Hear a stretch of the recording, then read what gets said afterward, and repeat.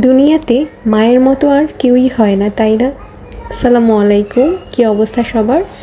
আরেকটা ছোট্ট ব্লগ নিয়ে আপনাদের সামনে হাজির হয়েছি।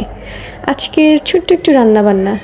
ইদানিং কেন জানি একটু বাংলা খাবার টাইপ, মানে অনেক তো বাহিরের খাবার খাই না, একটু ঘরোয়া একদম সাদামাটা কোনো খাবার, মানে তরকারি খেতে খুব ইচ্ছে করছিল।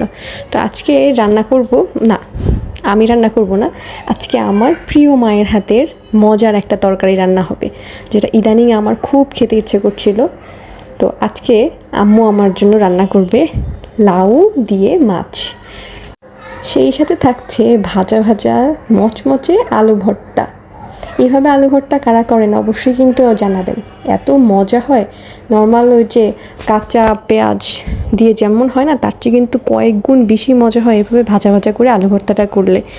আর লাউ আর মাছ, যদিও আমার এটা আগে এত পছন্দ ছিল না, কিন্তু ইদানিং খুব ক্রেভিং হচ্ছিল যে লাউ আর মাছ দিয়ে খাবো আর কি রান্না করে।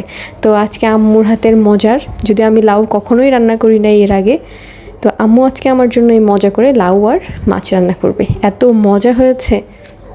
ইদানিং একটা জিনিস খুব ভাবায়, আমার মা যেরকম আমার জন্য এত কিছু করে, আমি কি আমার সন্তানের জন্য ঠিক এমনটাই করতে পারবো যখন আমি মা হব? এই জিনিসটা না ইদানিং খুব চিন্তা হয়।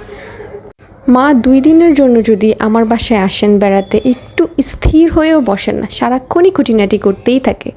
মারা মনে হয় এমনই হয়, তাই তো সবসময় আল্লাহর কাছে দোয়া করি, আল্লাহ পৃথিবীর সকল মা বাবাকে নেক হায়াত দান করুক, আমিন।